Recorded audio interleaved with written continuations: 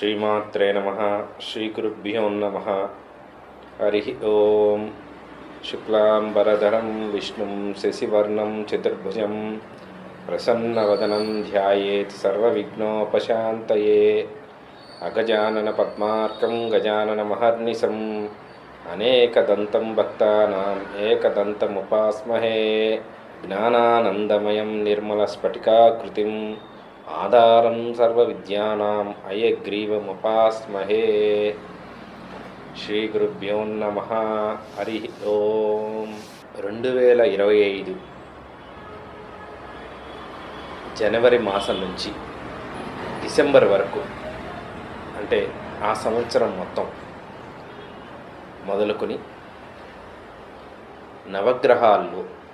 నవగ్రహాలు అన్నీ ఏ విధమైనటువంటి ఫలితాన్ని ఇస్తాయి, ఆయా రాసుల్లో ఎలాంటి అద్భుతమైనటువంటి ఐశ్వర్యప్రదమైనటువంటి రాసులు ఉన్నాయి, ఏ విధమైనటువంటి ఈ ఆర్థిక మానసిక శారీరక ఇబ్బందులు ఉన్నాయి, దానికి తగ్గ పరిహారాల్ని సవివరంగా మనం తెలుసుకుందాం. సింహరాశి వారికి ఈ సంవత్సరం జనవరి నుంచి కుజ సంచారంలో కుజుడు వ్యయంలో ఉండటం, అలానే రాశ్యాధిపతి అయిన సూర్యుడు పంచమంలోనే సంచారం చేయడం, తదుపరి కాలంలో మకరంలోకి రావడం, గురువు మే 15 తర్వాత మిథున రాశిలోకి రావడం, అలానే శని మార్చి 29 తర్వాత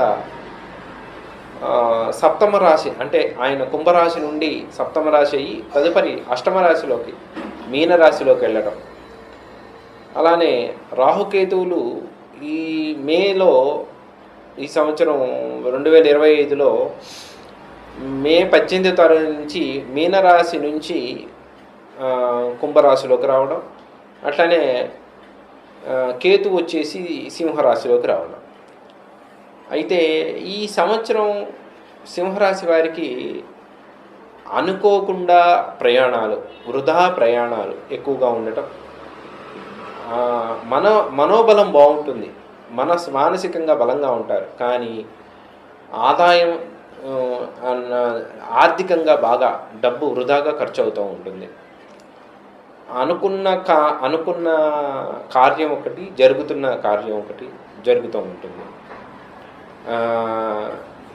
శ్రమతో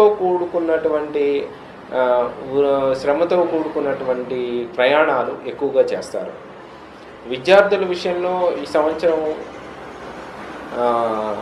అంటే పూర్వపు విద్య, చిన్న విద్యలు, అంటే ఇంటర్మీడియట్ వరకు చదువుకున్నటువంటి విద్యలు, 10th క్లాస్ ఇంటర్మీడియట్ చదువుకున్న విద్యలు, డిగ్రీ దాకా వచ్చే విద్యలన్నీ కూడా చాలా వరకు రాణించగలుగుతారు. విద్యార్థుల్లో ఉత్తీర్ణత శాతం చాలా బాగుంటుంది విద్యార్థులుగానే. అందులో ప్రత్యేకించి మగపిల్లవారిలో ఇంకా బలంగా ఉంటుంది.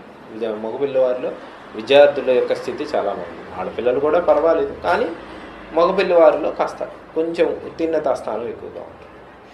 ఇక ఈ ఆర్థికంగా కుటుంబ పరంగా చూసుకుంటే సింహరాశి వారికి రాశిలో కేతు ఉండటం వల్ల ఎక్కువగా ఏదో ఒక రకమైనటువంటి అనుకోకుండా కోపం, దీర్ఘకాలికంగా కోపాన్ని పెంచుకుంటూ పోవడం, కుటుంబంతో తగాదాలు ఏర్పడటం, ఇలాంటివి వస్తూ ఉంటాయి. ఇక ఈయన జనవరి మాసంలో మకర రాశిలో సంచారం చేస్తూ ఉండటం వల్ల కొద్దిగా అనారోగ్య సంబంధమైన విషయాలు, నీటి విషయంలో అంటే ఈ పానీయాలు, ఏదైతే కూల్ డ్రింక్స్, అట్లానే డ్రింక్స్ ఏవైనా మధువు సంబంధించిన విషయాలు, డ్రింక్స్ ఇవన్నీ తాగుతారు కదా, ఇది తాగటం వల్ల దీర్ఘకాలం కొంచెం పెద్ద రోగాల్ని కొని తెచ్చుకున్నట్టు అవుతుంది. సో అలాంటి విషయాల్లో కాస్త చాలా జాగ్రత్తగా ఉంటే మంచిది. సూర్యుడు 6వ ఇంట్లో ఉండటం వల్ల శని కూడా అష్టమ భావంలో ఉండటం వల్ల సూర్యుడు 6వ ఇంట్లో ఉంటే యోగప్రదుడే. కానీ ఆ యోగం దేనివల్ల వస్తుందంటే రుణ సంబంధమైన విషయంలో ఏదైనా అనుకున్న గవర్నమెంట్‌కి ప్రభుత్వ రంగ సంబంధమైనటువంటి ఆదాయ విషయాల్లో వీళ్ళకి అనుకూలత ఏర్పడుతుంది కానీ వీళ్ళకి ఇక్కడ ఆరోగ్యపరమైన విషయంలో కాస్త ఇబ్బందులు ఏర్పడుతూ ఉంటాయి.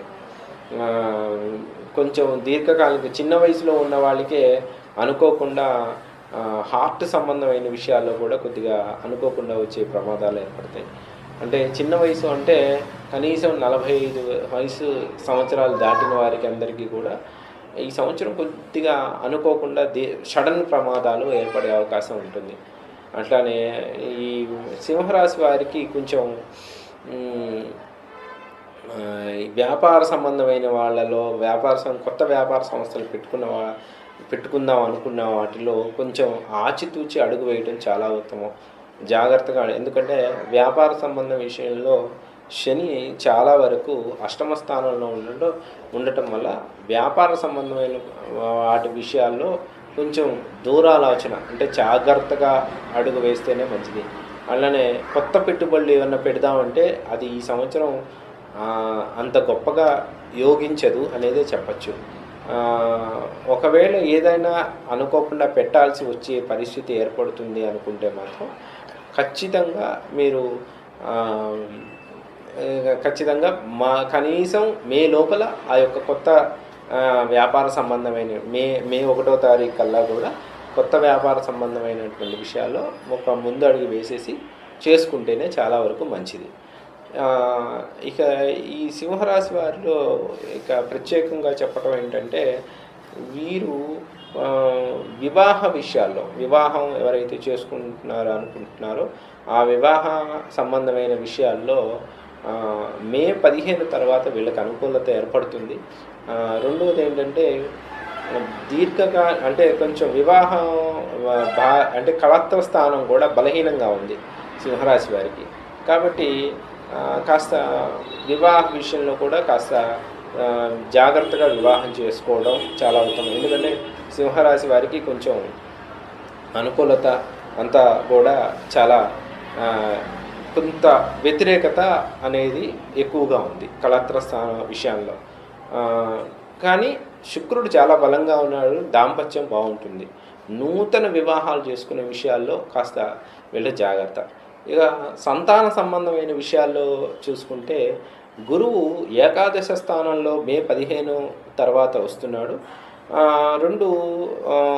దశమ స్థానంలో కూడా ఫిబ్రవరి తర్వాత చాలా బలంగా ఉంటాడు. కాబట్టి ఖచ్చితంగా సంతాన యోగం మాత్రం విశేషించి యోగం. ఇప్పటిదాకా సంతానం లేనటువంటి వారికి మాత్రం అద్భుతంగా సింహరాశి వారికి సంతాన యోగం ఉంది. ఇంకొక ప్రత్యేకమైనటువంటి విశేషం ఏంటంటే శని దృష్టి సంతాన స్థానం మీద పడుతుంది దశమ దృష్టితో. గురు దృష్టి, శని దృష్టి రెండు కూడా సంతాన స్థానం మీద పడటం వల్ల ప్రత్యేకించి శని ఇక్కడ తామ్రమూర్తి అయి ఉండటం వల్ల గురువు యొక్క దృష్టి సువర్ణమూర్తి అయి ఉండటం వల్ల ఈ ఏకకాలంలో ఈ రెండు పంచమ స్థానం మీద దృష్టి పడటం వల్ల ప్రత్యేకించి వీళ్ళకి ఈ సంతానం విషయంలో కమల పిల్లలు లేదా ఆడపిల్ల పుట్టే అవకాశం ఉంది. దీర్ఘకాలికంగా పుట్టని వారికి కూడా దంపతులకి ఈ 2025 సంతాన భాగ్యం అద్భుతంగా యోగిస్తుందని కనిపిస్తుంది. కానీ ఖర్చుల విషయంలో కాస్త విశేషంగా ఖర్చులు ఏర్పడతాయి. దూరదేశాలలో ఉన్నటువంటి వాళ్ళకి సెటిల్మెంట్ అయ్యే అవకాశం ఉంటుంది. ఉద్యోగ విషయంలో మార్పిడి ఉంటుంది. దూరదేశాల్లో ఉన్న వాళ్ళకి కొత్తగా ఉద్యోగం వచ్చే అవకాశం ఉంటుంది. అంటే ఆ దేశంలో ఉండొచ్చు, కానీ స్వదేశంలో కొంచెం ప్రయత్నిస్తే కానీ స్వదేశంలో ఉద్యోగాలు రావు. ఒకవేళ మారాలనుకుంటే మాత్రం వేరే ఉద్యోగ ప్రయత్నం చేయాలి. కానీ విదేశాల్లో మాత్రం ఆ ఇబ్బంది ఉండదు. అక్కడ ఉన్న వాళ్ళకి అక్కడికి తగ్గట్టుగానే ఉద్యోగాలు ఏర్పడతాయి అన్నమాట. అది అనుకూలత చాలా బాగుంటుంది. ఇక ఈ రాశి వారిలో ఎక్కువ శాతం కుటుంబ కలహాలకు సంబంధించిన విషయాల్లో కాస్త తగు జాగ్రత్తగా ఉండాలి. కొంచెం అత్తవారింటి నుంచి భార్యాభర్తలు ఎవరైనా అనుకోండి, కొంచెం అత్తవారింటి నుంచి మగవారిలో అత్తవారింటి నుంచి కొంచెం చిన్నపాటి ఇబ్బందులు అవి వస్తూ ఉంటాయి. దాన్ని పెద్దగా పట్టించుకోకుండా కాస్త తన వ్యవహారాలు ఏంటో తాను చూసుకుంటూ ముందుకు అడుగు పెడితే చాలా అనుకూలత ఏర్పడుతుంది. ఇక ఈ సింహరాశి వారిలో ఈ సంవత్సరం ప్రధానంగా చెప్పాలంటే విఘ్నేశ్వరుడు చాలా అనుకూలంగా ఉంటాడు. విఘ్నేశ్వరుడు చాలా శుభప్రదుడు. విఘ్నేశ్వర ఆరాధన చేయడం చాలా మంచిది. గణపతి ఆరాధన చేయడం వల్ల కార్యదృష్టత, ధనం సమృద్ధిగా ఉంటుంది. ఐశ్వర్యపదం, అవమానాలు అలాంటివి ఏం లేకుండా బుద్ధి కుశలతతో చాలా అనుకూలత ఏర్పడుతూ ఉంటుంది. చాలా గొప్పగా ఉంటుంది. అలానే ఈ సంవత్సరం ఈ సింహరాశి వారికి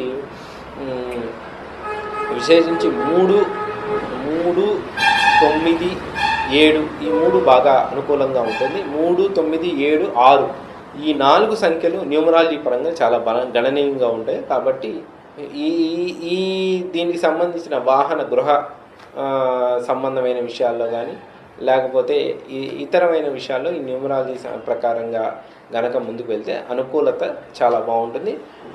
ధన కనక వస్తు వాహన విషయాల్లో చాలా అనుకూలత ఐశ్వర్యప్రదంగా ఉంటుంది. 2 ఈ ప్రత్యేకించి సింహరాశి వారికి ఆకుపచ్చ రంగు చాలా మంచిది.